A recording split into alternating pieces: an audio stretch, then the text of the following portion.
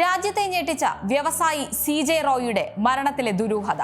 സ്വന്തം മകളെ പോലും കൊല്ലാൻ മടിക്കാത്ത അച്ഛൻ. സംസ്ഥാനത്ത് ലഹരി ഒഴുകുന്ന വഴികൾ. കൊച്ചിയിൽ ഒരു പെൺകുട്ടി നേരിടേണ്ടി വന്ന സദാചാര ആക്രമണം.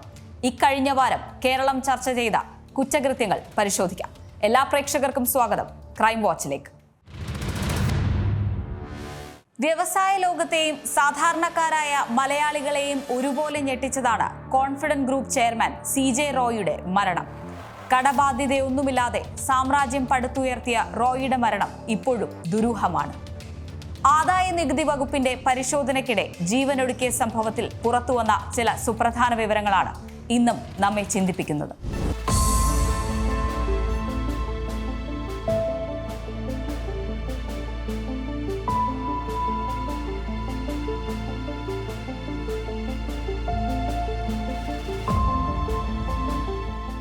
മലയാളികൾ കണ്ട ഏറ്റവും കോൺഫിഡൻ്റ് ആയ ഒരു വ്യവസായി ഡോക്ടർ CJ റോയ്. താഴ്ചകളിൽ നിന്ന് ഉയർന്ന് സാമ്പത്തിക ബാധ്യതയൊന്നും തന്നെ ഇല്ലാതെ സാമ്രാജ്യം കെട്ടിപ്പൊക്കിയ കോർപ്പറേറ്റ്. കേരളത്തിലും കർണാടകയിലും ദുബായിലും സ്വപ്ന സാമ്രാജ്യം ഉയർത്തിയ ഡോക്ടർ CJ റോയുടെ മരണം ഏറെ ഞെട്ടിപ്പിക്കുന്നതായിരുന്നു. കോൺഫിഡന്റ് ഗ്രൂപ്പുകളുടെ പ്രോജക്റ്റുമായി ബന്ധപ്പെട്ട ഇൻകം ടാക്സ് പരിശോധനയ്ക്കിടെയാണ് മരണം. 2000-ൽ ലോകമെമ്പാടും US-ലും ഒക്കെ ആയിട്ട് സാമ്പത്തിക പ്രതിസന്ധിയിൽ ബിസിനസ്സുകൾ തിരിച്ചടി നേരിട്ടപ്പോൾ അതിനെതിരെ നീന്തി മുന്നേറിയ CJ റോയ് പിന്നീട് കാലെടുത്ത് വെച്ചത് റിയൽ എസ്റ്റേറ്റ് ബിസിനസ്സിലേക്ക്. റിയൽ എസ്റ്റേറ്റ് പോലുള്ള നിക്ഷേപ ഭാരമുള്ള ബിസിനസ്സുകളെ ബാധിക്കുന്ന പലിശക്കുരുക്കുകളും കടബാധ്യതകളും വിജയകരമായി മറികടന്ന ഒരു വ്യവസായി ജീവനൊടുക്കിയത് എന്തിന് എന്നതാണ് പലരുടെയും ഞെട്ടിപ്പിച്ചത്. കേരളത്തിൽ ജനിച്ച് ബാംഗ്ലൂരുവിൽ വളർന്ന് CJ റോയ് ഫ്രാൻസിലും സ്വിറ്റ്സർലൻഡിലുമായാണ് തന്റെ വിദ്യാഭ്യാസം പൂർത്തിയാക്കിയത്. US ആസ്ഥാനമായി പ്രവർത്തിക്കുന്ന IT കമ്പനി HPL പ്രവർത്തിച്ച ശേഷമാണ് സ്വന്തം കമ്പനി ആരംഭിക്കുന്നത്. 2006-ലാണ് റിയൽ എസ്റ്റേറ്റിൽ ശ്രദ്ധ കേന്ദ്രീകരിച്ച് കോൺഫിഡന്റ് ഗ്രൂപ്പ് സ്ഥാപിക്കുന്നത്. കമ്പനി ദക്ഷിണേന്ത്യയിലും വളർന്നതോടെ പിന്നാലെ മിഡിൽ ഈസ്റ്റിലേക്ക് ബിസിനസ് വ്യാപിപ്പിച്ചു. 1.5 മാസമായി CJ റോയുടെ സാമ്പത്തിക ഇടപാടുമായി ബന്ധപ്പെട്ട് ഇൻകം ടാക്സ് പരിശോധന നടത്തി വരികയായിരുന്നു. ഇതിന് പിന്നാലെ ആദായ നികുതി റെയ്ഡ് നടപടികൾക്കെതിരെ റോയ് കോടതിയിൽ ഹർജി നൽകി. എന്നാൽ 2 ദിവസത്തിനു ശേഷം ഈ ഹർജി പിൻവലിച്ചു. ഹർജി പിൻവലിക്കാനുള്ള അപേക്ഷ പരിഗണിച്ച് കർണാടക ഹൈക്കോടതി കേസ് തീർപ്പാക്കുകയും ചെയ്തു. വിശദമായ വാദത്തിന് മുൻപേ ഹർജി പിൻവലിച്ചത് എന്തിനെന്നാണ് ദുരൂഹത മാറാത്ത മറ്റൊരു കാര്യം. പരിശോധന തുടർച്ചയായി ജനുവരി 30-നാണ് ബംഗളൂരു അശോക് നഗറിലുള്ള റോയുടെ ഓഫീസിൽ ഇൻകം ടാക്സ് ഉദ്യോഗസ്ഥർ എത്തുന്നത്. സാമ്പത്തിക ഇടപാടുമായി ബന്ധപ്പെട്ട 1 മണിക്കൂറോളം ഇദ്ദേഹത്തെ ചോദ്യം ചെയ്തു. ഇതിനിടെ ഉച്ചയ്ക്ക് 3 മണിയോടെ അമ്മയെ ഫോൺ വിളിക്കണം എന്ന് പറഞ്ഞ് മുകളിൽ തന്റെ ക്യാബിനിൽ പോയ റോയെ 10 മിനിറ്റിന് ശേഷവും കണ്ടില്ല. പിന്നാലെ വെടിയുണ്ടയേറ്റ് ചോരയിൽ കുളിച്ച് കിടക്കുന്ന റോയെയാണ് കാണുന്നത്. എപ്പോഴും സ്വയം രക്ഷയ്ക്കായി കയ്യിൽ കരുതുന്ന ലൈസൻസ് ഉള്ള തോക്ക് ഉപയോഗിച്ചായിരുന്നു ജീവനൊടുക്കിയത്. പിന്നാലെ 5 മണിയോടെ മരണവാർത്ത പുറം ലോകം അറിഞ്ഞു. ആദ്യം പുറത്തുവന്ന വിവരങ്ങൾ എൻഫോഴ്സ്മെന്റ് ഡയറക്ടറേറ്റിന്റെ പരിശോധനയാണ് എന്നായിരുന്നു. പിന്നീടാണ് നടന്നത് കൊച്ചിയിൽ നിന്നുള്ള ഇൻകം ടാക്സിന്റെ പരിശോധന എന്ന് വ്യക്തമായത്. അറസ്റ്റ് ഭയന്നാണ് റോയ് ജീവനൊടുക്കിയതെന്ന വാർത്തയ്ക്ക് പിന്നാലെ IT ഉദ്യോഗസ്ഥരുടെ വലിയ സമ്മർദ്ദം റോയ്ക്ക് ഉണ്ടായിരുന്നതായി കുടുംബം ആരോപിച്ചിരുന്നു. പിന്നാലെ CJ റോയുടെ മരണവാർത്ത ആരോപണങ്ങൾക്കും ചർച്ചകൾക്കും വഴിവെച്ചു. പിന്നാലെ പോലീസ് സമഗ്രമായ പരിശോധന നടത്തിയെങ്കിലും പരിശോധനയ്ക്കിടെ റോയ് ഉദ്യോഗസ്ഥരുമായി വാക്കുതർക്കത്തിൽ ഏർപ്പെടുന്നതോ അസ്വാഭാവികമായ ഒന്നും ഉള്ളതായിട്ടോ കണ്ടെത്തിയില്ല. തുടക്കം മുതലേ ആരോപണം നിഷേധിച്ച ഇൻകം ടാക്സ് ഉദ്യോഗസ്ഥരുടെ വാദം ശരിവെക്കുന്നതായിരുന്നു പോലീസിന്റെ ഈ കണ്ടെത്തൽ. കേസിൽ നിർണായകമായ മറ്റൊന്നാണ് റോയുടെ മരണത്തിന് 4 ദിവസങ്ങൾക്ക് ശേഷം കണ്ടെത്തിയ കുറിപ്പ്. CJ റോയ് നേരത്തെ തന്നെ ജീവനൊടുക്കാൻ തീരുമാനിച്ചിരുന്നു എന്ന നിർണായക വിവരമാണ് പുറത്തുവന്നത്. മരണത്തിന് മുൻപ് തയ്യാറാക്കി വെച്ചിരുന്ന 9 പേജുകൾ അടങ്ങിയ കുറിപ്പാണ് കുടുംബാംഗങ്ങൾ ലഭിച്ചത്. ഫൈനൽ സ്റ്റെപ്പ് എടുക്കുന്നതിൽ കുടുംബത്തോട് മാപ്പ് ചോദിച്ച് തയ്യാറാക്കിയ കുറിപ്പിൽ വിദേശ നിക്ഷേപവുമായി ബന്ധപ്പെട്ട് നേരിട്ട തിരിച്ചടികളെക്കുറിച്ചും വിവരിക്കുന്നുണ്ട്. പരിശോധനയുമായി ബന്ധപ്പെട്ട് നേരിട്ട സമ്മർദ്ദങ്ങളെക്കുറിച്ചും പരാമർശമുണ്ട്. മുന്നോട്ട് എങ്ങനെ പോകണമെന്ന നിർദ്ദേശങ്ങളും ഈ കുറിപ്പിൽ പറയുന്നുണ്ട്. തന്നെ വിശ്വസിച്ച നിക്ഷേപകരെ ഒരു ഘട്ടത്തിലും കൈയൊടിയരുത് എന്നുകൂടി ആ കുറിപ്പിലുണ്ടായിരുന്നു. പിന്നാലെ വന്ന മറ്റൊരു വിവരമാണ് മാനസിക സമ്മർദ്ദം ഉണ്ടായിരുന്നു CJ റോയ്ക്ക് എന്നുള്ളത്. ഇദ്ദേഹം ചികിത്സയും തേടിയിരുന്നു. മരിക്കുന്നതിന്റെ തലേ ദിവസം ബാംഗ്ലൂർ ജയനഗറിലെ ഒരു സെക്യാട്രിസ്റ്റിനെ റോയ് സന്ദർശിച്ചിരുന്നു. 4 മാസത്തിലേറെയായി റോയ് വിഷാദത്തിന് ചികിത്സ തേടിയിരുന്നു എന്ന വിവരം കുടുംബവും SITക്ക് പങ്കുവച്ചതാണ്. സാധാരണക്കാരന് സുപരിചിതനായ പരസ്യങ്ങളിലും റിയാലിറ്റി ഷോകളിലും നിറഞ്ഞു നിന്ന കോൺഫിഡന്റ് ഗ്രൂപ്പിനെയും CJ റോയെയും മലയാളികൾക്ക് മറക്കാനാകില്ല. കുടുംബത്തെ പോലെ തന്നെ ആ മരണത്തിലെ ദുരൂഹത നീങ്ങാൻ ആഗ്രഹിക്കുന്നവർ നിരവധിയാണ്. ഇനി റോയുടെ ജീവനെടുത്തത് ടാക്സ് ടെററിസം എന്ന ബംഗളൂരുവിലെ വ്യവസായികളുടെ വാദം എന്തെങ്കിലും സത്യമുണ്ടോ എന്നതടക്കം അന്വേഷിക്കേണ്ടതാണ്. പണത്തിന്റെയും സ്വത്തിന്റെയും വൈരാഗ്യത്തിന്റെയും ഒക്കെ പേരിൽ ഉറ്റവരെ പോലും കൊല്ലാൻ മടിക്കാത്ത ഈ കാലത്ത് ഏറെ ഭയത്തോടെയാണ് പലരും ജീവിക്കുന്നത്. കുടുംബങ്ങളിൽ നടക്കുന്ന തെറ്റ് ചൂണ്ടിക്കാണിക്കാൻ പോലും പലരും മടിക്കുന്നതും പിന്നീടത് വൈരാഗ്യമായി മാറുമോ എന്ന ഭയത്താലാണ്. കാസർഗോഡ് 18-കാരിയായ മകളെയും ഭാര്യ സഹോദരിയുടെ ഭർത്താവിനെയും കൊലപ്പെടുത്തിയ വാർത്തയിലേക്ക്.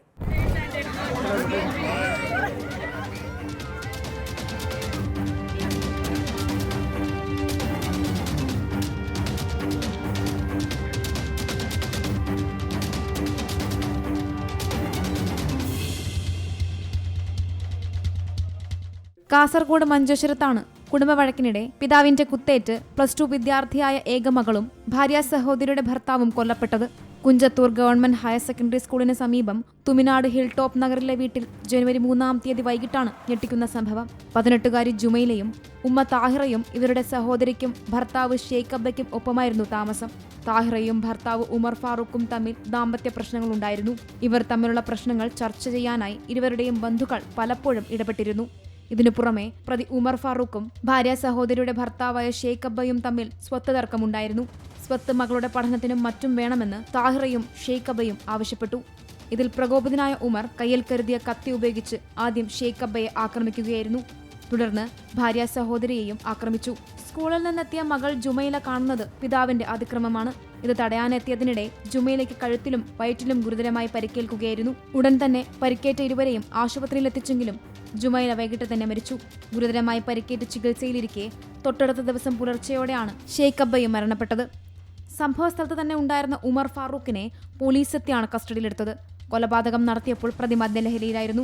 പ്രതി സ്ഥിരമായി മയക്കുമരുന്ന് ഉപയോഗിക്കുന്ന ആളാണെന്നാണ് നാട്ടുകാരും ബന്ധുക്കളും പറയുന്നത്. ലഹരി ഉപയോഗിച്ചെത്തിയുള്ള വഴക്ക് പതിവായതോടെ ഉമറിനെ വീട്ടിൽ നിന്ന് ഇറക്കിവിടുകയും ചെയ്തതാണ്. സംഭവം നടക്കുന്നതിന് കുറച്ചു ദിവസങ്ങൾക്ക് മുൻപും ലഹരി ഉപയോഗിച്ചെത്തി ഇയാൾ ഭാര്യയുമായി വഴക്കിട്ടിരുന്നു. ഗൾഫിലായിരുന്ന ഉമർ ഫാറൂഖ് 2 മാസം മുൻപാണ് നാട്ടിലെത്തിയത്. Zee Malayalam news, Kasaragod. ഈ വാരം കേരളം ചർച്ച ചെയ്ത മറ്റൊരു പ്രധാന വാർത്തയാണ് കോഴിക്കോട് ആയുധവുമായി ബൈക്കിലെത്തിയ യുവാക്കളെ കാറിടിച്ച് തെറിപ്പിച്ച സംഭവം. CCTV ദൃശ്യങ്ങൾ വ്യാപകമായി പ്രചരിച്ചെങ്കിലും എന്താണ് സംഭവത്തിന് പിന്നിലെന്ന് പലർക്കും വ്യക്തമായിരുന്നില്ല. മുന്നൂർ സ്വദേശി ഇർഫാൻ പിടിയിലായ വാർത്തയുടെ വസ്തുത പരിശോധിക്കാം.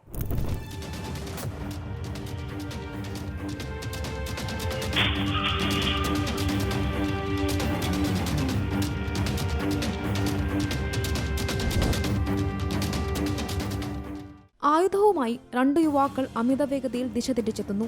എതിരെ ശരിയായ ദിശയിൽ അമിതവേഗതയിലെത്തിയൊരു കാർ ഈ ബൈക്കിനെ ഇടിച്ചു തെറിപ്പിക്കുന്നു. കോഴിക്കോട് നിന്നും ഞെട്ടിക്കുന്ന CCTV ദൃശ്യങ്ങളാണ് ഫെബ്രുവരി 1-ന് പുറത്തുവന്നത്. ഒറ്റനോട്ടത്തിൽ സാധാരണ അപകടമെന്ന് തോന്നിയ സംഭവം കരുതിക്കൂട്ടി നടത്തിയ കുറ്റകൃത്യമെന്ന് പിന്നീടാണ് വ്യക്തമാകുന്നത്. മുൻവൈരാഗ്യത്തിന്റെ പേരിലാണ് ഈ അതിക്രമം നടത്തിയത്. കൂളിമാട് മുന്നൂരിൽ ഫെബ്രുവരി 1-ന് രാവിലെ 10 മണിക്കായിരുന്നു സംഭവം. അയൽവാസിയായ തൻസീഫുമായി പ്രതി ഇർഫാന് സാമ്പത്തിക ഇടപാടുണ്ടായിരുന്നു. സംഭവ ദിവസം രാവിലെ ഇർഫാൻ തൻസീഫിന്റെ വീട്ടിലെത്തി. തുടർന്ന് സാമ്പത്തിക ഇടപാടുമായി ബന്ധപ്പെട്ട് ഇരുവരും തമ്മിൽ തർക്കമുണ്ടാകുകയും ഇർഫാൻ തൻസീഫിനെ മർദ്ദിക്കുകയും ചെയ്തു. സാരമായി പരിക്കേറ്റ തൻസീഫിനെ ഇർഫാൻ തന്നെ പിന്നീട് ആശുപത്രിയിലെത്തിച്ചു. മർദ്ദനമേറ്റ തൻസീഫിന്റെ സഹോദരങ്ങളായ തസ്നീമിനെയും തൻസീലിനെയുമായിരുന്നു ഇർഫാൻ ആക്രമിച്ചത്. തൻസീഫിന് മർദ്ദനമേറ്റതറിഞ്ഞ് തസ്നീമും തൻസിലും ബൈക്കിൽ ഇർഫാനെ തേടിയിറങ്ങി. ഈ സമയം സഹോദരങ്ങൾ കയ്യിൽ വടിയും കരുതിയിരുന്നു. ആ വഴി പ്രതി ഇർഫാൻ റോഡിൽ കാറുമായി വരികയും തുടർന്ന് തടഞ്ഞു നിർത്തുന്നതിനിടെ ഇവരെ ഇർഫാൻ കാർ ഇടിപ്പിച്ച് തെറിപ്പിക്കുകയുമായിരുന്നു. സംഭവത്തിന് പിന്നാലെ ഇർഫാൻ ഒളിവിൽ പോയി. പിന്നാലെ നാട്ടുകാരെത്തി ഗുരുതരമായി പരിക്കേറ്റ ഇരുവരെയും സ്വകാര്യ ആശുപത്രിയിൽ പ്രവേശിപ്പിക്കുകയായിരുന്നു. തൻസിലിന്റെ തലയോട്ടിയും നട്ടലും പൊട്ടുകയും തസ്നീമിന്റെ ഇടുപ്പിലിന് പൊട്ടലുണ്ടാവുകയും ചെയ്തിരുന്നു. തുടർന്ന് പ്രതിക്കായി പോലീസ് അന്വേഷണം ഊർജിതമാക്കി. പ്രതിക്കായി ലുക്കൌട്ട് നോട്ടീസ് പുറപ്പെടുവിച്ച് അന്വേഷണം നടത്തുന്നതിനിടെ കൊടിയത്തൂർ പഴമ്പറമ്പ് സ്വദേശി ചേരത്തുപറമ്പ് മുഹമ്മദ് ഇർഫാൻ മാവൂരിൽ വെച്ച് മാവൂർ പോലീസിന്റെ പിടിയിലാവുകയായിരുന്നു. കൊടിയത്തൂർ പഞ്ചായത്ത് ലീഗ് മെമ്പർ ഐഷ ചേലപ്പുറത്തിന്റെ മകൻ കൂടിയാണ് കേസിലെ പ്രതിയായ ഇർഫാൻ. Zee Malayalam news, Kozhikode. സൗഹൃദത്തിന്റെ പേരിൽ ഒളിഞ്ഞിരിക്കുന്ന കൊടും ചതി, അതാണ് പാലക്കാട് നിന്ന് റിപ്പോർട്ട് ചെയ്യപ്പെട്ടത്. യുവ അഭിഭാഷകയുടെ സ്വകാര്യ ദൃശ്യങ്ങൾ പകർത്തി പ്രചരിപ്പിച്ച സുഹൃത്ത് പിടിയിലായിട്ടുണ്ട്. സൗഹൃദം നടിച്ച് യുവ അഭിഭാഷകയുടെ നഗ്ന ദൃശ്യങ്ങൾ പകർത്തി പ്രചരിപ്പിച്ച കേസിൽ പാലക്കാട് പിരായിരി സ്വദേശിയും വക്കീൽ ഗുമസ്തനുമായ മുഹമ്മദ് ഷഫീഖിനെയാണ് ടൗൺ സൗത്ത് പോലീസ് അറസ്റ്റ് ചെയ്തത്.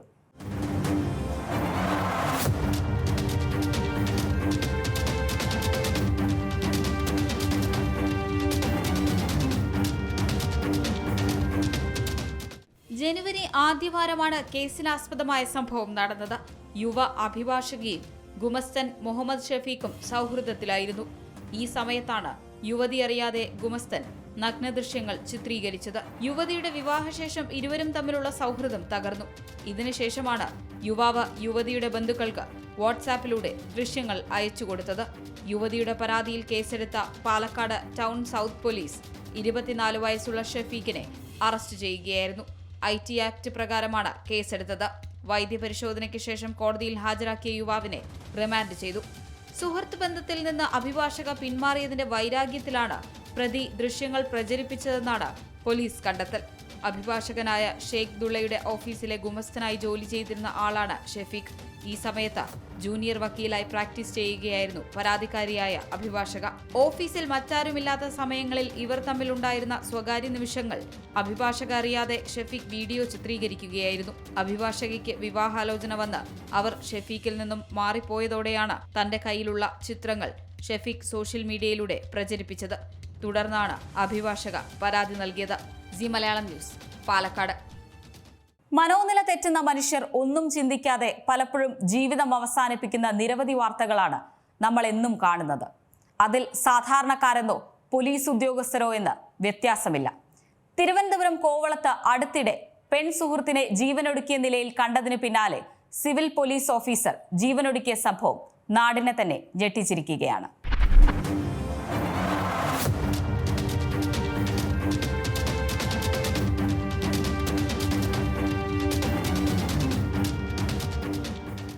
രണ്ടര വർഷം മുൻപ് പോലീസിൽ പ്രവേശിച്ച അഖിൽ തിരുവനന്തപുരം AR ക്യാമ്പിലാണ് ജോലി ചെയ്തു വന്നിരുന്നത്. വയനാട്ടിൽ നിന്നെത്തിയ യുവതിയുമായി അഖിൽ അടുപ്പത്തിലായിരുന്നുവെന്നാണ് പോലീസ് വ്യക്തമാക്കുന്നത്. വെള്ളിയാഴ്ച രാവിലെ ഈ യുവതിയെ വാടക വീട്ടിൽ ജീവനൊടുക്കിയ നിലയിൽ കണ്ടെത്തിയിരുന്നു. ഇതറിഞ്ഞ് ആശുപത്രിയിലെത്തി യുവതിയുടെ മൃതദേഹം കണ്ട ശേഷം വീട്ടിലെത്തിയ അഖിൽ പിന്നീട് പോലീസ് ക്യാമ്പിൽ പോകുന്നുവെന്ന് പറഞ്ഞ് വീട്ടിൽ നിന്ന് പോയി. 1 മണിക്കൂറിനുള്ളിൽ തിരികെ എത്തിയത് കണ്ട് മാതാവ് കാര്യം തിരക്കിയെങ്കിലും വ്യക്തമായ മറുപടി അഖിൽ നൽകിയിരുന്നില്ല. കാർ വാങ്ങിയതും പോസ്റ്റ് ഓഫീസിലുള്ള പണത്തിന്റെ കണക്കുകളും കാണിച്ച് കൂടെയുള്ള സുഹൃത്തിന് വാട്സാപ്പ് സന്ദേശം അയച്ച ശേഷം അഖിൽ ജീവനൊടുക്കുകയായിരുന്നു. തിരുവനന്തപുരം മെഡിക്കൽ കോളേജിലെ പോസ്റ്റ്മോർട്ടത്തിന് ശേഷം മൃതദേഹം ബന്ധുക്കൾക്ക് വിട്ടു നൽകി. സംഭവത്തിൽ കോവളം പോലീസ് അസ്വാഭാവിക മരണത്തിന് കേസെടുത്തിട്ടുണ്ട്. C Malayalam news, Thiruvananthapuram. നാടിനെ നടുക്കിയ പത്തനംതിട്ട കോട്ടാങ്ങലിൽ നഴ്സിനെ ബലാത്സംഗം ചെയ്ത് കൊന്ന കേസിലെ പ്രതി നസീറിന് ജീവപര്യന്തം തടവ് ശിക്ഷ. ബലാത്സംഗത്തിന് 10 വർഷവും വീട്ടിൽ അതിക്രമിച്ചു കയറിയതിന് 7 വർഷവും ശിക്ഷ വിധിച്ചു. പത്തനംതിട്ട ജില്ലാ അഡീഷണൽ സെഷൻസ് കോടതിയാണ് വിധി പറഞ്ഞത്. 2019 ഡിസംബർ 15-നായിരുന്നു കേസിനാസ്പദമായ സംഭവം.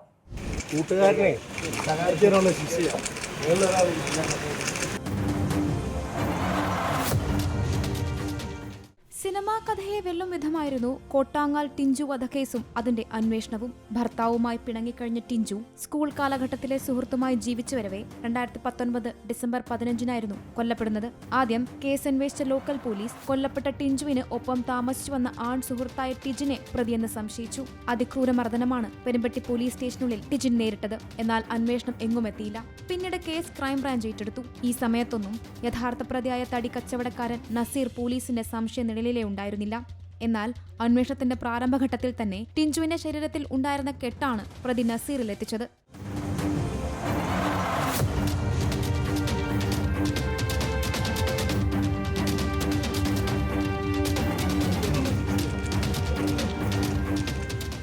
തടിക്കച്ചവടക്കാരോ തടിപ്പണിക്കാരോ കെട്ടുന്നത് പോലെയായിരുന്നു അത്. തുടർന്ന് സംഭവ ദിവസം ടിഞ്ചുവിന്റെ വീട്ടിലെത്തി മടങ്ങിയ നസീറും അന്വേഷണ പരിധിയിലേക്കെത്തി.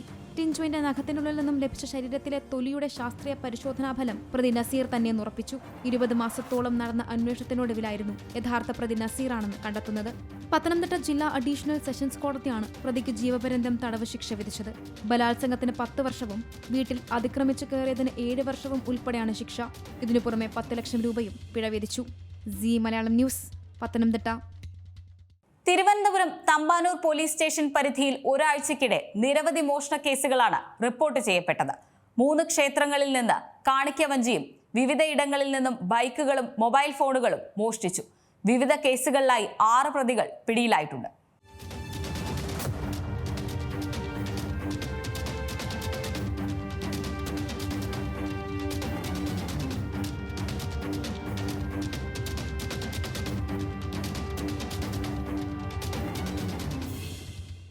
കഴിഞ്ഞ 7 ദിവസത്തിനിടെ തമ്പാനൂർ പോലീസ് സ്റ്റേഷൻ പരിധിയിൽ നിരവധി കവർച്ച കേസുകളാണ് ഉണ്ടായിരിക്കുന്നത്.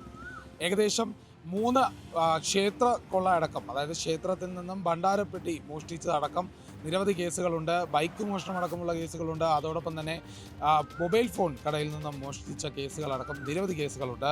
അതിൽ ക്ഷേത്രത്തിൽ നിന്നും മോഷ്ടിച്ച, അതായത് പ്രധാനപ്പെട്ട കേസുകളിലൊന്ന് ചെന്തിട്ട ദേവി ക്ഷേത്രത്തിൽ നിന്നും, തൈക്കാട് ഇഷക്കി അമ്മൻ ക്ഷേത്രത്തിൽ നിന്നും, കണ്ണേറ്റുമുക്ക് അയ്യാഗുരു ക്ഷേത്രത്തിൽ നിന്നും, ഈ 3 ക്ഷേത്രങ്ങളിൽ നിന്നാണ് കാണിക്ക വഞ്ചി മോഷണം പോയത്. അതിൽ ഏകദേശം എല്ലായിടത്തിൽ നിന്നും ഏകദേശം 50,000 രൂപയോളം കാണിക്ക വഞ്ചിയിൽ നിന്ന് മോഷണം പോയിട്ടുണ്ടെന്നാണ് കണ്ടെത്തിയിട്ടുള്ളത്. ഏതായാലും ഇതുമായി ബന്ധപ്പെട്ട് 2 ക്ഷേത്രങ്ങളിൽ മോഷണം നടത്തിയ ഒരു പ്രതിയായ ബീഹാർ സ്വദേശി ആദിത്യയെ പോലീസ് പിടികൂടിയിട്ടുണ്ട്. ആദിത്യയിൽ നിന്നും ഈ പണമടക്കം കണ്ടെത്തിയിട്ടുണ്ട്. അതിനപ്പുറം തന്നെ മറ്റൊരു ക്ഷേത്രം, അതായത് ഈ കണ്ണേറ്റുമുക്ക് അയ്യാഗുരു ക്ഷേത്രത്തിൽ നിന്നും കവർച്ച നടത്തിയ പ്രതിയെ പിടികൂടാനുള്ള ശ്രമം പോലീസ് നടത്തിയെങ്കിലും അത് വിഫലമായി. പ്രതി രക്ഷപ്പെടുന്ന സാഹചര്യമാണ് ഉണ്ടായത്. രക്ഷപ്പെടുന്നതിനിടെ പ്രതി കയ്യിലുണ്ടായിരുന്ന ബാഗ് എറിഞ്ഞതിന് ശേഷമായിരിക്കുന്നു ഓടി രക്ഷപ്പെട്ടത്. പോലീസ് ഇത് പിടികൂടിയിട്ടുണ്ട്. ആ ബാഗിൽ നിന്നും 33,000 രൂപയാണ് പോലീസ് കണ്ടെത്തിയിട്ടുള്ളത്. ഏതായാലും പ്രതിക്കായുള്ള തിരച്ചിൽ നടത്തുന്നുണ്ട്. അന്യസംസ്ഥാന തൊഴിലാളികളാണ്, അതുമായി ബന്ധപ്പെട്ട ആളുകളൊക്കെയാണ് ഈ കേസുകളിൽ പെടുന്നത് എന്നുള്ളൊരു സൂചന ലഭിച്ചിട്ടുണ്ട്. ഏതായാലും അതോടൊപ്പം തന്നെ 3 ബൈക്ക് മോഷണ കേസുമുണ്ട്. അതിൽ 2 ബൈക്ക് മോഷ്ടാക്കളെ പോലീസ് പിടികൂടിയിട്ടുണ്ട്. അതിൽ ഒരാൾ പ്രായപൂർത്തിയാകാത്ത ഒരു വ്യക്തിയാണെന്നും വ്യക്തമാകുന്നുണ്ട്. ഏതായാലും ഈ ലഹരി ഉൽപ്പന്നങ്ങൾ വാങ്ങാനും മറ്റു ആവശ്യങ്ങൾക്കുമായാണ് വാഹനങ്ങൾ മോഷ്ടിച്ച് വിൽക്കുന്നത്. ഈ 3 മോഷണം പോയ വാഹനങ്ങളിൽ നിന്ന് ഒരു വാഹനം കണ്ടെത്തിയിട്ടുമുണ്ട്. ഇതിനെല്ലാം ഉപരി തന്നെ ഈ പ്രദേശത്തിൽ നിന്ന് തന്നെ ഒരു മൊബൈൽ ഫോൺ ഷോപ്പിൽ നിന്നും മൊബൈൽ ഫോണുകൾ മോഷ്ടിച്ച തമിഴ്നാട് സ്വദേശി ശശികുമാറിനെയും പോലീസ് പിടികൂടിയിട്ടുണ്ട്. വളരെ വേഗത്തിൽ തന്നെ കണ്ടെത്താനുള്ള ശ്രമം പോലീസ് നടത്തിയിരുന്നു. അത് വിജയിക്കുന്ന ഒരു സാഹചര്യമാണ് ഉണ്ടായത്. പിന്നാലെ ഈ പ്രദേശങ്ങളിൽ തന്നെ ആക്രമിച്ച് പണം തട്ടിയെടുക്കുന്ന സംഘവുമുണ്ട്. അവരെയും പോലീസ് കസ്റ്റഡിയിലെടുത്തിട്ടുണ്ട്. ഏതായാലും വിവിധ കേസുകളിലായി നിരവധി പേർ കസ്റ്റഡിയിലായിട്ടുണ്ട്. അതുമാത്രമല്ല, ഈ പ്രദേശങ്ങളിൽ വീണ്ടും വ്യാപകമായുള്ള കവർച്ചയും കവർച്ചാ ശ്രമങ്ങളും നടന്നുകൊണ്ടിരിക്കുകയാണ്. ഏതായാലും പോലീസ് വ്യാപകമായി അന്വേഷണം നടത്തി വരുന്നുണ്ട്. പക്ഷേ ഈ ഒരു പ്രദേശം ഭീതിയിലാണ് എന്നുള്ളതാണ് എടുത്തു പറയേണ്ട കാര്യം. വെറും 7 ദിവസത്തിനുള്ളിൽ ഇത്രയും അധികം കേസുകൾ ഈ സ്റ്റേഷൻ പരിധിയിൽ രജിസ്റ്റർ ചെയ്യപ്പെടുന്നു എന്നുള്ളത് ഒരു സ്ഥിതിവിശേഷമാണ്. ഏതായാലും വലിയ രീതിയിലുള്ള വ്യാപകമായ മോഷണവും അതുപോലെ തന്നെ ആക്രമണങ്ങളുമെല്ലാം ഉണ്ടാകുന്ന ഒരു സാഹചര്യം ഇപ്പോൾ ഉണ്ടായിരിക്കുകയാണ്. തലസ്ഥാന നഗരത്തിൻ്റെ മധ്യത്തിൽ തന്നെയാണ് ഈ പോലീസ് സ്റ്റേഷൻ സ്ഥിതി ചെയ്യുന്നത്. ഈ മേഖലയുമായി ബന്ധപ്പെട്ടാണ് ഇത്തരത്തിൽ വ്യാപകമായ ഒരു അന്വേഷണം നടന്നു വരിക. ഏതായാലും അന്യസംസ്ഥാന തൊഴിലാളികൾ അടക്കമുള്ളവരും വേറെ ക്രിമിനൽ പശ്ചാത്തലമുള്ള കാപ്പ കേസ് പ്രതികൾ വരെ ഈ കേസുകളിൽ പെടുന്നുണ്ട്. വെറും 7 ദിവസം കൊണ്ട് ഇത്രയും കേസുകൾ ഉണ്ടാകുന്നത് ഒരു വിചിത്രമായ കാര്യം തന്നെയാണ്. പാലക്കാട് ഒറ്റപ്പാലത്ത് വെള്ളം ചോദിച്ചെത്തിയ മോഷ്ടാവ് വീട്ടിലുണ്ടായിരുന്ന സ്ത്രീയുടെ കാതിലെ കമ്മലും കഴുത്തിലെ മാലയും കവർന്നു. വീട്ടുടമയുടെ ഉറങ്ങിക്കിടക്കുന്ന കുട്ടിയുടെ കഴുത്തിലെ മാലയും കവർന്നാണ് കടന്നു കളഞ്ഞത്. വീട്ടുടമയുടെ ബന്ധുവായ ചിറ്റൂർ സ്വദേശിനി പ്രേമയുടെ കാതിൽ നിന്നാണ് കമ്മൽ കവർന്നത്.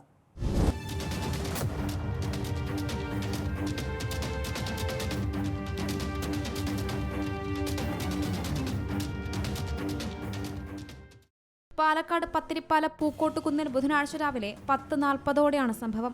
വീട്ടുടമ രുക്മിണിയുടെ ബന്ധുവായ 55-കാരി പ്രേമയും രുക്മിണിയുടെ മകളുടെ 2 വയസ്സ് പ്രായമുള്ള കുട്ടിയും മാത്രമാണ് സംഭവ സമയത്ത് വീട്ടിലുണ്ടായിരുന്നത്. വെള്ളം ചോദിച്ചെത്തിയ ആളാണ് കവർച്ച നടത്തി കടന്നു കളഞ്ഞത്. വെള്ളമെടുക്കാനായി വീടിനുള്ളിലേക്ക് കയറിയതും പ്രേമയെ മോഷ്ടാവ് പിന്നിൽ നിന്നും ചവിട്ടി വീഴ്ത്തി. തുടർന്ന് പ്രേമയുടെ വായ് പൊത്തിപ്പിടിച്ച് ബലം പ്രയോഗിച്ച് കഴുത്തിലുണ്ടായിരുന്ന താലിമാലയും കാതിലെ 3 ഗ്രാം തൂക്കം വരുന്ന കമ്മലും മോഷ്ടിച്ചു. എന്നെ ഒരു ചവിട്ടി ഉള്ളിൽ പോയി എൻ്റെ ബാക്കിൽ കൂടെ വന്നതായി വീണിട്ട് ഞാൻ എൻ്റെ കയ്യിൽ ഫോണുണ്ട്. ഫോൺ ചേച്ചിക്ക് ഫോൺ ചെയ്യാൻ പറഞ്ഞ് എടുക്കുമ്പോഴത്തെ വായ അടച്ച് പിടിച്ചത് തലയിൽ പിടിച്ചിട്ട് വലിച്ചിട്ട്. ബോധരഹിതയായി നിലത്തുകിടന്ന പ്രേമയ്ക്ക് വീട്ടുകാരെത്തി തട്ടി വിളിച്ചപ്പോഴാണ് ബോധം തിരിച്ചു കിട്ടിയത്. തുടർന്ന് കുട്ടിയെ പരിശോധിച്ചപ്പോഴാണ് കഴുത്തിലെ 1 പവൻ തൂക്കം വരുന്ന മാലയും നഷ്ടപ്പെട്ടതായി കണ്ടെത്തിയത്. കാതിലെ കമ്മൽ വലിച്ചു പറിക്കുന്നതിനിടെ ഇടതു ചെവിക്ക് പരിക്കേറ്റ പ്രേമയെ കണ്ണിയമ്പുറത്തെ സ്വകാര്യ ആശുപത്രിയിൽ പ്രവേശിപ്പിച്ചു. ഒറ്റപ്പാലം പോലീസ് സംഭവത്തിൽ കേസെടുത്തിട്ടുണ്ട്. C Malayalam news, Palakkad. Thiruvananthapuram railway സ്റ്റേഷനിൽ നിന്ന് യാത്രക്കാരിയുടെ 5 പവൻ സ്വർണം മോഷ്ടിച്ചയാളെ പിടികൂടിയിട്ടുണ്ട്. തമിഴ്നാട് സ്വദേശി ശ്യാം ക്രിസ്പിനെയാണ് RPFും റെയിൽവേ പോലീസും ചേർന്ന് പിടികൂടിയത്. 200ഓളം ക്യാമറകൾ പരിശോധിച്ച ശേഷമാണ് പ്രതിയെ കണ്ടെത്തിയത്.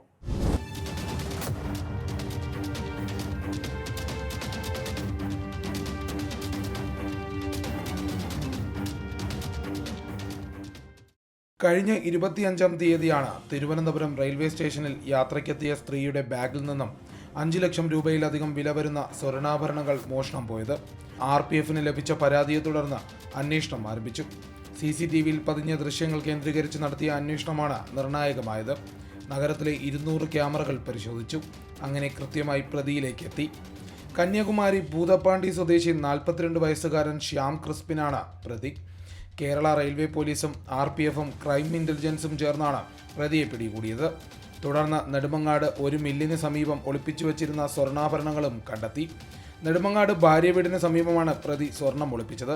എന്നാൽ കുടുംബത്തിന് മോഷണത്തിൽ പങ്കില്ലെന്നും പ്രതി ആ കുടുംബവുമായി അകന്നു കഴിയുകയാണെന്നും അന്വേഷണ സംഘം കണ്ടെത്തി. പൊതുവെ ജോലിക്കൊന്നും പോകാത്ത പ്രതി മദ്യപാനത്തിനും മറ്റുള്ള ചെലവിനുമായാണ് മോഷണം നടത്തിയതെന്ന് പോലീസിനോട് പറഞ്ഞു. കൂടാതെ പ്രതി മയക്കുമരുന്ന് ഉപയോഗിക്കുന്ന ആളാണെന്നും പോലീസ് കണ്ടെത്തിയിട്ടുണ്ട്. കോടതിയിൽ ഹാജരാക്കിയ പ്രതിയെ റിമാൻഡ് ചെയ്തിരിക്കുകയാണ്. Zee Malayalam news, Thiruvananthapuram. തിരുവനന്തപുരം ശ്രീകാര്യത്ത് 115 ഗ്രാം MDMAയുമായി 3 പേർ ഡാൻസ് ഓഫിന്റെ പിടിയിലായി. കൊല്ലം ഇട്ടിവ സ്വദേശി കെബിൻ എബ്രഹാം കോശി, തിരുവനന്തപുരം നെയ്യാറ്റിങ്കര സ്വദേശി എബി അശോക്, വള്ളക്കടവ് സ്വദേശി ഹക്കീം എന്നിവരാണ് സിറ്റി ഡാൻസ് ഓഫ് സംഘത്തിന്റെ പിടിയിലായത്.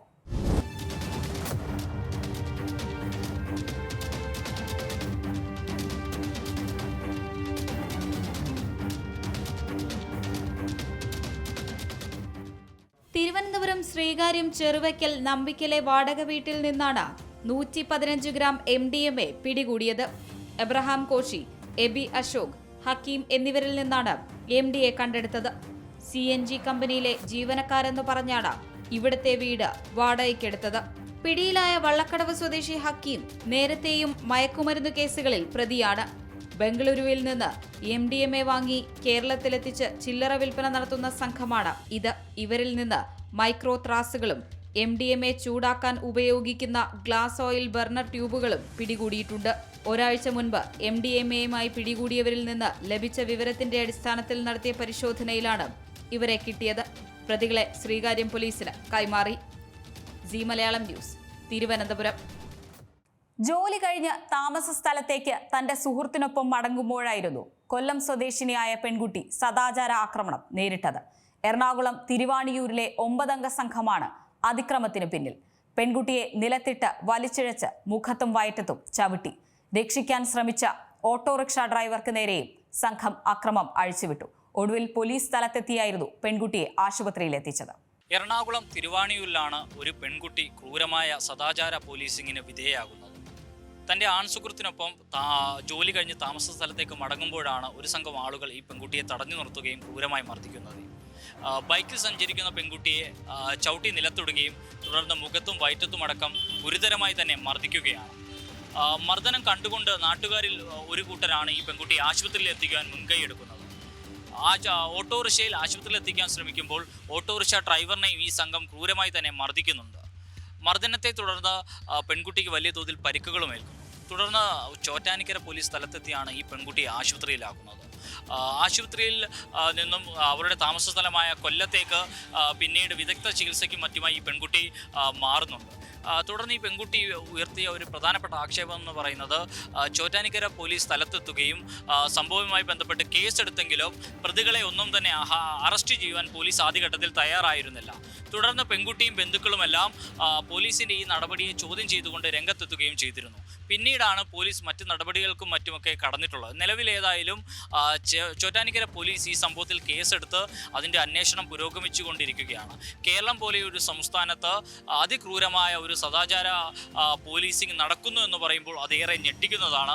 അതും എറണാകുളം പോലെ ഇത്രയും അധികം പുരോഗമനമുള്ള ഒരു പ്രദേശത്ത് ഇത്തരത്തിലുള്ള സദാചാര പോലീസിംഗ് പോലുള്ള സംഭവങ്ങൾ നടക്കുന്നു എന്നുള്ളത് ഏറെ അപകടകരമായ കാര്യം തന്നെയാണ്. ഏതായാലും ഈ പെൺകുട്ടി ഇപ്പോൾ കൊല്ലത്ത് ചികിത്സയിൽ തുടരുകയാണ്. കേസ് അട്ടിമറിക്കുന്നതിന് പോലീസ് ഉൾപ്പെടെയുള്ളവർ സഹായം ചെയ്യുന്നു അടക്കമുള്ള ആക്ഷേപങ്ങൾ ഇപ്പോഴും ബന്ധുക്കൾക്കുണ്ട്. അപ്പോഴും ഈ കേസിന്റെ അന്വേഷണ നടപടികളും മറ്റും പുരോഗമിച്ചു വരികയാണ്. വ്യക്തി സ്വാതന്ത്ര്യത്തിനു മേലുള്ള കടന്നുകയറ്റമാണ് സദാചാര ആക്രമണം. അത്തരം ആക്രമണങ്ങൾ നടത്തുന്നവർ അതിന്റെ നിയമവശം കൂടി അറിഞ്ഞിരിക്കണം. നോക്കാം ക്രൈം വാച്ചിലെ പ്രത്യേക സെഗ്മെന്റ് ജൂറിസ്. സദാചാര പോലീസ്, മോറൽ പോലീസിംഗ്. ഈ സദാചാര പോലീസിലെ സദാചാരവും പോലീസും എന്ന് പറയുന്ന വാക്യം തന്നെ ഒരു വലിയൊരു തെറ്റാണ്. സദാചാര പോലീസ് എന്ന് പറയുന്ന ഒരു ഇൻവെസ്റ്റിഗേഷൻ ഏജൻസിയെ ഒരു ഇന്ത്യൻ ഭരണഘടനാ പ്രകാരം ഇങ്ങനൊരു ഇൻവെസ്റ്റിഗേറ്റിംഗ് ഏജൻസി എവിടെയും പറഞ്ഞിട്ടില്ല. അതായത് ഒരാൾ എവിടെ സഞ്ചരിക്കണം, അയാൾ എന്ത് സംസാരിക്കണം, എന്ത് വസ്ത്രം ധരിക്കണം, എന്ത് കഴിക്കണം, ആരുടെ ഒപ്പം പോകണം, എത്ര മണിക്കുള്ളിൽ കയറണം, എത്ര മണി വരെ സഞ്ചരിക്കാം എന്ന് പറയുന്നത് ഒരാളുടെ ഫണ്ടമെൻ്റൽ റൈറ്റാണ്. ഈ ഫണ്ടമെൻ്റൽ റൈറ്റ് കോൺസ്റ്റിറ്റ്യൂഷൻ പ്രകാരം ഇന്ത്യയിലുള്ള ഏതൊരു പുരുഷനും ഏതൊരു സ്ത്രീക്കും ബാധകമായിട്ടുള്ള കാര്യമാണ്. ഇങ്ങനത്തെ ഉള്ള കാര്യങ്ങളെ ചോദ്യം ചെയ്യാൻ വേണ്ടി അധികാരപ്പെട്ടവർക്ക് മാത്രം, അതും അങ്ങനെ എന്തെങ്കിലും സംഭവിച്ചാൽ മാത്രം ചോദ്യം ചെയ്യാനുള്ള റൈറ്റ് ഉള്ളൂ. ഈ റൈറ്റിൽ ഒരിക്കലും ഈ സദാചാര പോലീസ് എന്ന് പറയുന്ന സദാചാരം ഗുണ്ടായിസമായി കണ്ടിരിക്കുന്ന ആളുകൾക്ക് ഇടപെടാനുള്ള യാതൊരു അവകാശമില്ല. ഇപ്പോൾ തന്നെ നടന്നിരിക്കുന്നത് എറണാകുളം ജില്ലയിൽ ഒരു 2 ദിവസം മുന്നുണ്ടായ ഒരു കേസിൽ 9 പേര് ചേർന്നാണ് ഒരു കുട്ടിയും അതിനോടൊപ്പം നടന്ന ഒരു ആൺകുട്ടിയും കൂടി ആക്രമിക്കുന്നത്. അവർ പറയുന്നത് ആ കുട്ടി ആ വഴി ആ സമയത്ത് പോയി എന്നുള്ള ഒരൊറ്റ ചോദ്യമാണ്. 9 പേര് ചേർന്ന് ഒരു പെൺകുട്ടിയെ അവരുടെ വഴി തടസ്സം ചെയ്യുകയും അതിനോടൊപ്പം തന്നെ അവരെ ഉപദ്രവിക്കുകയും അവരെ ശാരീരികമായിട്ട് ബുദ്ധിമുട്ട് വരുത്തുകയും അവരിപ്പം കൊല്ലം ഹോസ്പിറ്റലിലാണ്. ഇങ്ങനൊരു സാഹചര്യം ഉണ്ടാകുമ്പോൾ, ഇങ്ങനത്തെ കാര്യങ്ങൾ നടക്കുമ്പോൾ സദാചാര പോലീസ് എന്ന് പറയുന്ന ആളുകളെ നിയന്ത്രിക്കേണ്ടത് നമ്മുടെ കേരളത്തിലെ പോലീസാണ്. ആ ജോലി ചെയ്യാൻ തക്കതായിട്ടുള്ള രീതിയിൽ പോലീസിന് അതിൻ്റേതായിട്ടുള്ള എല്ലാ അവകാശങ്ങളും ഉണ്ട്. പക്ഷേ സദാചാര പോലീസ് എന്ന് പറയുന്ന ഒരു വിഭാഗം ആൾക്കാർ, സോഷ്യൽ സെക്യൂരിറ്റിക്ക് വേണ്ടി പ്രവർത്തിക്കുന്ന ആൾക്കാർക്ക് അതിന് യാതൊരു പങ്കുമില്ല. ഇപ്പോൾ തന്നെ ഇങ്ങനെ ഈ ഒരു കേസ് നടന്നപ്പം ആ സ്ത്രീക്ക് എതിരെ ഈ പറഞ്ഞ പെൺകുട്ടി 22 വയസ്സുള്ള പെൺകുട്ടിക്കെതിരെ ചെന്നത് 9 പേരാണ്. ആ 9 പേരുടെ ഇന്റൻഷൻ എന്താണെന്ന് നമുക്കറിയില്ല. ആ 9 പേര് ആ കുട്ടിയുടെ സമ്മതമില്ലാതെ ആ കുട്ടിയുടെ ശരീരത്തിൽ പിടിക്കുമ്പോൾ തന്നെ അത് തന്നെ ഒരു തെറ്റാണ്. അവരുടെ മോഡസ്റ്റിയെ ചോദ്യം ചെയ്യുന്നതാണ്. അങ്ങനൊരു മോഡസ്റ്റിയെ ചോദ്യം ചെയ്ത് കഴിഞ്ഞാൽ ഇവർ മനസ്സിലാക്കേണ്ടത് ഇവർ ചെയ്യുന്ന സോഷ്യൽ ഇമ്പാക്റ്റിന് വേണ്ടിയല്ല, ഇവർ ചെയ്യുന്ന ഒരു ക്രിമിനൽ തെറ്റാണ്. ഒരു ഇന്ത്യൻ ലോയോ ഒരു ആക്ടോ ഒരു രീതിയിലും സമ്മതിക്കാത്ത വൈരുദ്ധ്യമായിട്ടുള്ള രീതിയിലുള്ള കാര്യങ്ങൾ ചെയ്യുമ്പോൾ അത് ക്രിമിനൽ നടപടിക്കുള്ളിൽ വരുന്നതാണെന്നുള്ളത് കാര്യം മനസ്സിലാക്കണം. ഇതൊരിക്കലും ഒരു സദാചാര പോലീസിംഗ് എന്നല്ല പറയുന്നത്, അതൊരു സദാചാര ഗുണ്ടായിസം തന്നെയാണ്. ഈ പറയുന്ന കേസുകൾ ഇപ്പോൾ കേരളത്തിൽ ഒട്ടേറെ വരുന്നൊരു സാഹചര്യമുണ്ട്. ഇങ്ങനെ വരുമ്പോൾ തന്നെ അതിനു വേണ്ടി ആക്ഷൻ എടുക്കാൻ വേണ്ടിയാണ് പോലീസ് ഉള്ളത്. ഇങ്ങനൊരു സാഹചര്യം നമ്മുടെ ചുറ്റുപാട് നടക്കുമ്പോൾ ഈ പറയുന്ന ആളുകൾക്ക് എന്ത് അധികാരമാണുള്ളത്? ഒരു സ്ത്രീയോ അല്ലെ ഒരു പുരുഷനോ അല്ലെ ആരാണേലും ഒരു മൂന്നാമതൊരു ഏതൊരു വ്യക്തിയാണെങ്കിലും അവരെ തടയാനോ അവരെ ചോദ്യം ചെയ്യാനോ ഇവർക്ക് എന്താണ് അധികാരമുള്ളത്? അവർക്ക് ആരാണ് അധികാരം കൊടുത്തിട്ടുള്ളത്? അങ്ങനെയുള്ള അധികാരം ആർക്കും കൊടുത്തിട്ടില്ല. അവർക്ക് ചെയ്യാൻ പറ്റുന്നത് ഇവിടെ ഈ പറയുന്ന രീതിയിൽ സർക്കാർ അനുഷ്ഠിച്ചിട്ടുള്ള സർക്കാരുടെ കീഴിൽ വർക്ക് ചെയ്യുന്ന ഒരു ഇൻവെസ്റ്റിഗേറ്റിംഗ് ഏജൻസി ഉണ്ട്, അതിനെയാണ് പോലീസ് എന്ന് പറയുന്നത്.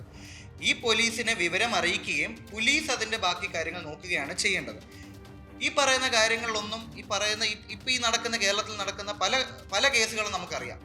ഓരോ ആൾക്കാരും ഈ പറയുന്ന നന്മകൾ ചെയ്യാൻ വേണ്ടിയാണ് എന്ന് പറഞ്ഞുണ്ടാക്കുന്ന സദാചാര പോലീസുകൾ അവർ ചെയ്യുന്നത് കയ്യേറ്റം ചെയ്യാണ്. അവർക്ക് ആരാണ് അധികാരം കൊടുത്തത്? ഒരാളെ കയ്യേറ്റം ചെയ്യാൻ വേണ്ടി എന്ത് നിയമങ്ങളാണുള്ളത്? അങ്ങനെ ഒരു നിയമം ഒരിക്കലും ഇല്ലാത്ത സ്ഥിതിക്ക് ഇവർ ചെയ്യുന്നത് ശരിയാണോ തെറ്റാണോ? ചിലപ്പോൾ ഒരു വീഡിയോയ്ക്ക് വേണ്ടിയാകാം, ചിലപ്പോൾ ഈ പറയുന്ന സോഷ്യൽ ഇഷ്യൂവിന് വേണ്ടിയാകാം, ചിലപ്പോൾ ഈ പറയുന്ന രീതിയിൽ ഒരു വലിയൊരു പേരുണ്ടാക്കാൻ വേണ്ടിയായിരിക്കും. പക്ഷെ എന്തായിരുന്നാലും ഇവർക്ക് അതിനുള്ള അവകാശമില്ല, ഇവർക്ക് അതിനുള്ള അധികാരമില്ല. അങ്ങനത്തെ ഉള്ളവർക്കെതിരെ ക്രിമിനൽ നടപടികൾ നേരിടേണ്ടി വരും. അതുമാത്രമല്ല, ഈ ഒരു കേസിൽ ഇപ്പോൾ ഈ നടന്നിരിക്കുന്ന എറണാകുളം കേസിൽ സംഭവിച്ചത് അത് തന്നെയാണ്. 9 പേര് ചേർന്ന് നടന്നു പൊയ്ക്കൊണ്ടിരുന്ന കുട്ടിയെ ബലം പ്രയോഗിച്ച് നിർത്തുകയും അവരുടെ ശരീരത്തിൽ കയറി പിടിക്കുകയും അവരെ ശാരീരികമായിട്ട് ഉപദ്രവിക്കുകയും അവരെ തല്ലിയതിനു ശേഷമാണ് അങ്ങനെ ഒരു കേസ് ഉണ്ടായത്. ആ തല്ലിയതിന് ശേഷം പോലീസ് ആണെങ്കിൽ പോലും ഇതുവരെ അവരെ അറസ്റ്റ് ചെയ്തിട്ടില്ല എന്നുള്ളതാണ് വേറെ ആക്ഷേപം. അതിലുള്ള കാര്യങ്ങൾ എന്താണെന്ന് എനിക്കറിയില്ല. പക്ഷേ ഇങ്ങനൊരു കേസ് വന്നാൽ, ഒരു 9 പേര് വരുന്ന ഒരു കേസ് വന്നാൽ, ആ സാഹചര്യത്തിൽ ഒരു സ്ത്രീക്ക് ഇങ്ങനൊരു ബുദ്ധിമുട്ടുണ്ടായാൽ അത് പോലീസിൻ്റെ കർത്തവ്യമാണ് അങ്ങനെയുള്ള ആൾക്കാരെ അറസ്റ്റ് ചെയ്യുക. കാരണം ഇങ്ങനത്തെ കാര്യങ്ങൾ ഇപ്പോൾ സ്ഥിരമായിട്ട് നടക്കുമ്പോൾ ഇതിൽ കിട്ടുന്ന ഒരു മെസ്സേജ്, ഒരു സോഷ്യൽ മെസ്സേജ് മറ്റൊന്നുമല്ല ഇവിടെ ഇങ്ങനെയൊക്കെ ചെയ്താലും സർവൈവ് ചെയ്ത് പോകാൻ പറ്റുമെന്ന്. അങ്ങനെയുള്ള ഒരിക്കലുമല്ല. Section 354 outraging the modesty of woman, section 223, 224, 226 ഇതെല്ലാം ആട്രിബ്യൂട്ട് ചെയ്യുന്ന കേസുകൾ കേരളത്തിൽ ഉണ്ടാവാറുണ്ട്. അതിനെല്ലാം പോലീസ് തക്കതായിട്ടുള്ള ഒരു ആക്ഷൻ എടുക്കാറുമുണ്ട്. പക്ഷേ നിർഭാഗ്യവശാൽ ഈ ഒരു കേസിൽ അങ്ങനത്തെ കാര്യങ്ങളൊന്നും ചെയ്തിട്ടില്ല. അതിനെപ്പറ്റി ഞാൻ കൂടുതലൊന്നും സംസാരിക്കില്ല. പക്ഷെ അറിഞ്ഞിടത്തോളം ഈ പറയുന്ന 9 പേര് ചെയ്ത കുറ്റം ക്രിമിനൽ നടപടിക്കെതിരെയാണ്. അതിലുപരി ഈ ഇന്ത്യ മഹാരാജ്യത്ത് ഒരാൾ എന്ത് ധരിക്കണം, ഒരാൾ എവിടെ പോകണം, ഒരാൾ എന്ത് കഴിക്കണം, ഒരാൾ ആരുടെ കൂടെ സംസാരിക്കണം, ഒരാൾ ഏത് സമയത്ത് കയറണം, അയാൾക്കുള്ള അൺലിമിറ്റഡ് ഫണ്ടമെൻ്റൽ റൈറ്റ്സ് കോൺസ്റ്റിറ്റ്യൂഷൻ പറഞ്ഞിട്ടുണ്ട്. ആ കോൺസ്റ്റിറ്റ്യൂഷൻ പ്രകാരം അത് ചോദ്യം ചെയ്യാൻ ഇതുവരെ ആർക്കും അധികാരം ലഭിച്ചിട്ടില്ല. അങ്ങനെ ചെയ്യുന്നത് തെറ്റാണ്, അതൊരു ക്രിമിനൽ കുറ്റകരമാണ്. അങ്ങനെ ഒരു ക്രിമിനൽ കുറ്റകരം വന്നു കഴിഞ്ഞാൽ ഇപ്പോൾ ഈ രജിസ്റ്റർ ചെയ്ത FIR പോലെ തന്നെ സമാനമായിട്ടുള്ള FIRകൾ ഇനിയും വരും. അങ്ങനെ വന്നു കഴിഞ്ഞാൽ നിങ്ങൾക്ക് ഈ പറയുന്ന സദാചാര പോലീസുകാർക്ക് പ്രത്യേകിച്ചൊന്നും ചെയ്യാനില്ല, നിങ്ങൾ നിയമ നടപടികൾ നേരിടുക എന്നുള്ളത് മാത്രമേ ഉള്ളൂ. ഏറ്റവും പുതിയ വാർത്തകളും വിശേഷങ്ങളും വിരൽ തുമ്പിലറിയാൻ സീ മലയാളം ന്യൂസ് എല്ലാ ഡിജിറ്റൽ പ്ലാറ്റ്ഫോമുകളിലും ലഭ്യം.